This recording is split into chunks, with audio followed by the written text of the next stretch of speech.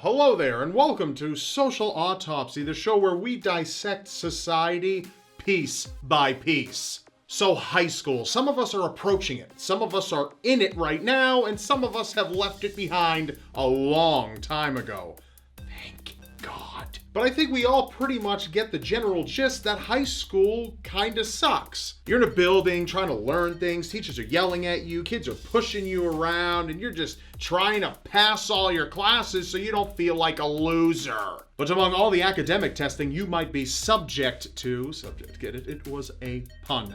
You are missing the grand idea, the entire point, what I believe the high school is all about. So why don't we take a look? Okay, so let's picture that a seagull, that looks like one, there he is. Let's picture this seagull here, who's a total jerk, is latching on to an apple, okay? A nice, precious apple.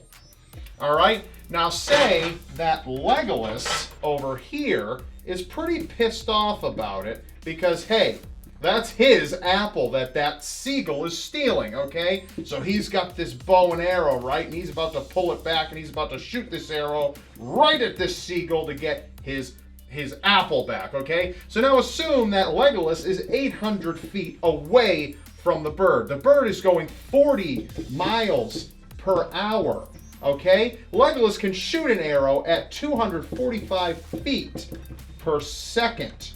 Okay, so how long will it take for that arrow to take down that thieving pigeon? I have come to terms with the fact that some of you in the comments will answer that, but the general question is, when am I ever going to need to know that? Truth be told, there's a pretty good chance that you're never going to need to know that, and your teachers even know that. So why bother? The issue is your way of thinking. You're assuming that every lesson you need to learn and retain in its entirety indefinitely for the rest of your life, or else you are a failure. But that's not the case. These lessons exist for a whole nother reason, and it's a lot more important than Legolas getting his apple back. In boxing and martial arts, punching power is not only a big-time desire for a lot of practitioners, but a necessity.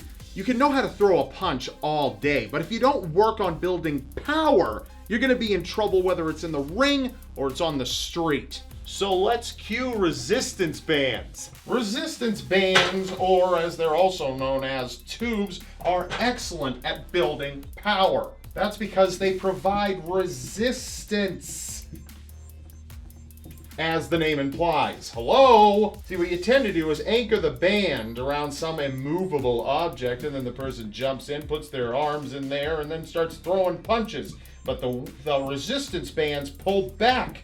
They pull back and they force you to work harder to get those punches out. And soon your muscles, your arms look like that, which is, they look better than that. Don't do that. Some martial arts practitioners of old actually used to strike at trees, immovable objects. The pain that would cause would actually strengthen your striking power. These purposes are pretty obvious. It strengthens you. What if I was to tell you that these absurd problems in high school that you just are never going to have to do with anything that you're ever going to do in your entire life are actually serving the same purpose? If you end up getting in a fight, you're probably never going to get into a fight with resistance bands in your hands. You're also probably never going to have to fight a tree. Unless that tree really pissed you off. So why bother doing it? It just hurts and it tires you out and it's stressful.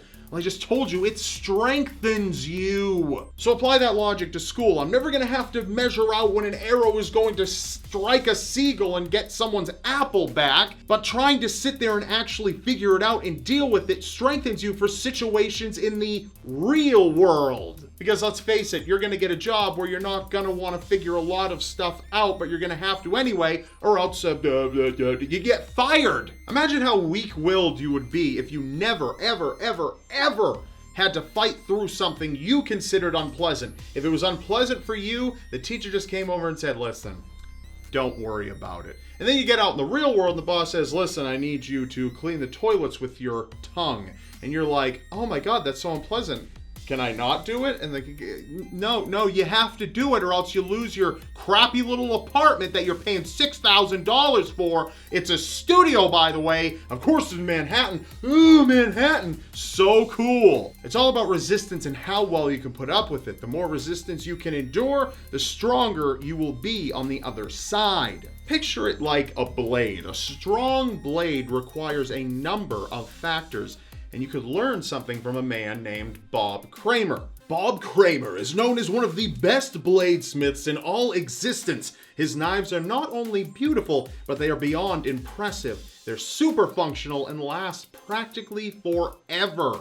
Now, could you just go out to a discount store and buy a $2 knife? Sure. Will it wear out faster? Absolutely. Is it as functional? Absolutely not. This is because assembly line production blades don't usually have the highest quality. It's just about cutting corners and getting the products out as fast as humanly possible to meet the overwhelming demands. A typical blade manufacturer is sometimes able to pump out hundreds of blades a day. Bob Kramer averages at about 5 a week. But sometimes it can take weeks or months for him to forge just one blade. The blade is forged through immense heat. It's hammered repeatedly and endures a lot of time and hardship that separates it from a blade that will dull quickly and chip to one that's not only impressive to look at, but will maintain its usefulness forever.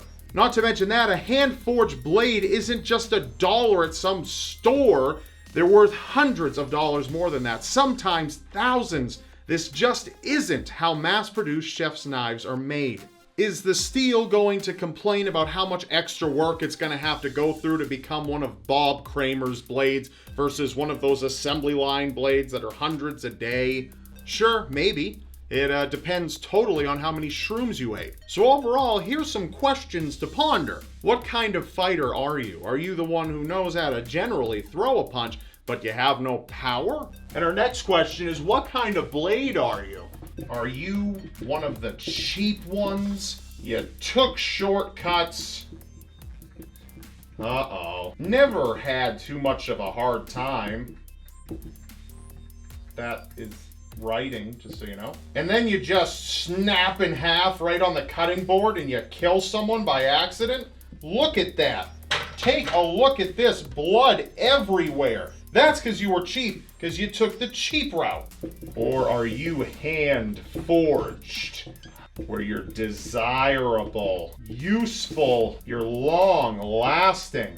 Sounds like some kind of pill commercial. And most of all, and this applies in the job market, you are valuable. Valuable. Hand-forged. Remember, though the teacher may expect you to get the answer right, it's attempting to solve the problem that builds your strength. Going through the steps to solve the problem is what teaches you how to solve the problems. Getting it right at the end is just confirmation. It's an added bonus. Only you can label yourself as a failure, and you're never a failure as long as you gave it your best shot. And that's it for now. Thank you very much for watching. I hope you enjoyed, but before we go, I have to give a very special shout out to Linda. If there are any Lindas in the audience, I'm not talking about you, silly. Lynda.com has lovingly decided to sponsor this first episode of Social Autopsy. Ever wanted to learn things such as web design, video editing, animation, and so much more? Well, Lynda.com has the solution for you. Lynda.com is a leading online learning company that offers over 100,000 tutorials. Lessons are accessible through your computer, laptop, tablet, or iPhone, so you can learn on your own time and at your own pace. And if you go to lynda.com/Rob, you will get yourself a 10-day free trial to try their services. If you're tired of being the dull blade and you want to learn something new, like maybe how to edit videos like mine, then head over to lynda.com/Rob, because that's a great way to start. So check out the link in the description below to head to lynda.com/Rob and start learning something new with your 10-day free trial and forge yourself into a force to be reckoned with. And it's way easier than shooting down that damn thieving pigeon. Legolas, I'm sorry, bro. I'm sorry. And that's all for now. If you like this episode, please give it a thumbs up. And also, don't forget to click that big subscribe button so so you can subscribe to my channel, because you're not going to want to miss the stuff that I put out. And I'll be seeing you next time.